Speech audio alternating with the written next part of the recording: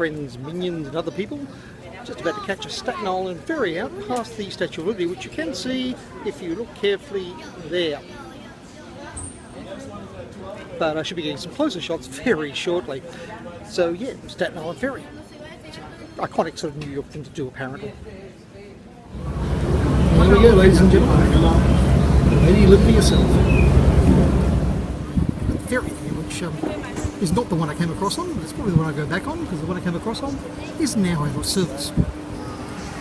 Joy, huh? And New York City and Manhattan Island. A bit like the Golden Touch Transport. I'm just wondering if the Special Touch Home Care services also offer a happy finish.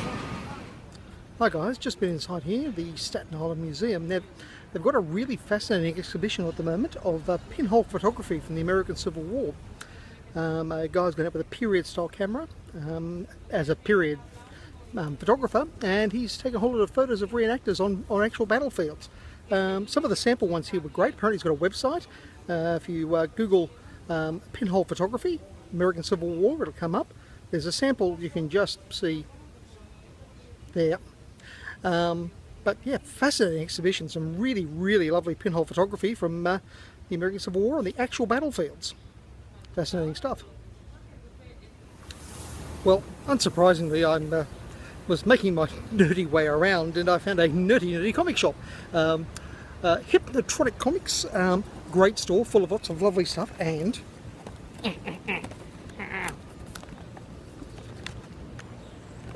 look what I found. So yeah, they're on Facebook. I'll include a link on the in the comments to this. Hypnotronic Comics. It is just a store full of awesome. Apparently when you're in New York City, not only is aviation security not a joking matter, the Sicilian Mafia are also not a joking matter. So having made a few jokes about the Sicilian Mafia, I'm now down here sleeping with the fishes. No, actually it's the Staten Island Ferry Terminal. They have a great fish tank. I mean, look at this.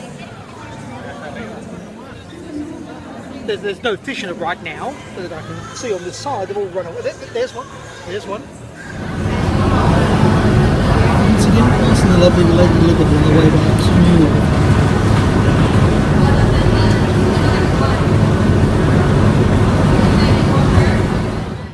Hi, and afternoon. We've off the Staten Island Ferry now, which finishes just over yonder there. We're standing on Battery Point, which during the Revolutionary War was actually a site of a large battery protecting New York Harbour and Manhattan Island. It's very hot today. Now the actual battery itself is gone, but the area is currently a US Coast Guard base,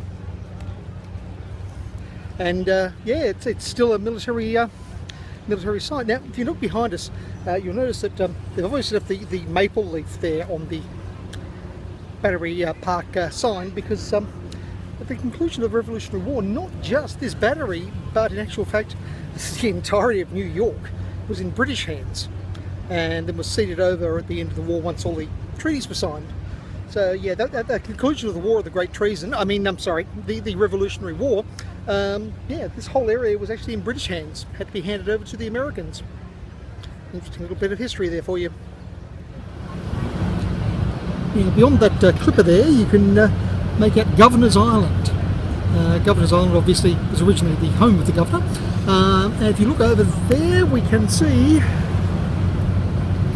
that's actually one of the round forts constructed in the early 19th century, around 1811, to help defend New York Harbour against any imminent attack. Of course, they did actually go to war with Britain again in 1812, which continued through to 1816. But nice calm waterway today. A little hazy today, but you can make out over there Staten Island in the far distance, Liberty Island just over there with the lady herself pointing the way. Over there we've got Ellis Island, where new arrivals to New York were welcomed.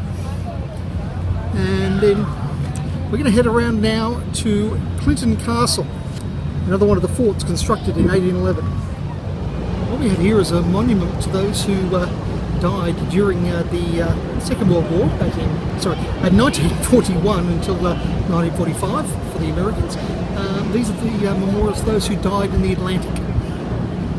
quite often there was no body to bring home to bury, so we have the memorial here for those who lost their lives in the Atlantic during the Second World War.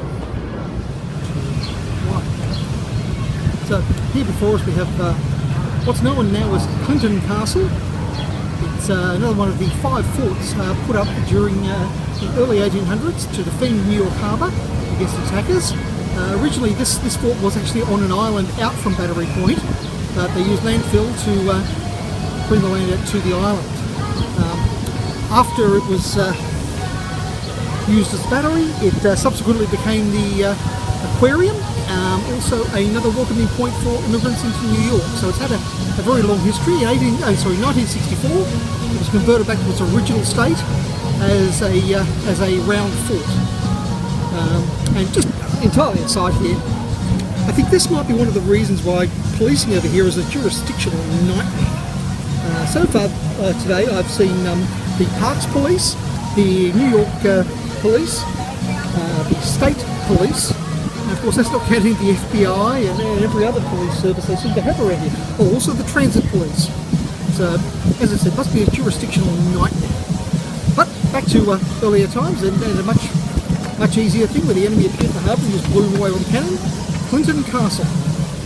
Not named for President Clinton, of course, but a much earlier mayor of New York. As you can see from here, the battery area took quite a battering during the recent storms several years ago. They're actually building up berms now in order to stop that from happening. Now these, how Battery Point here was the entry point for everyone into the United States. This is the US Customs House for New York originally.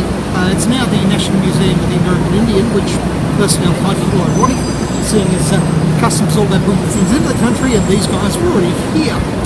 But as you can see from the original customs building, there's some beautiful stonework across the top there. And it's a really lovely old stone building. What we have here, ladies and gentlemen, is the Bull of Wall Street. Now, apparently, after the most recent of the Wall Street crashes, some bright spark that it would be a good idea to put a bull into near Wall Street. Some people consider it lucky to touch the nose or the horns, as they did with the bull that we saw at Bushlight Gardens. However, this bull comes fully equipped, and other people consider it lucky, well, to do that. Exactly that thing there. That's exactly what they think is lucky. I'm going to leave the Bulls Festivals alone, and I'm going to head on up Broadway here. Yes, ladies and gentlemen, here we are, Wall Street. This is where the true evil geniuses come when they want to destroy the world. Financially, obviously, we'll just...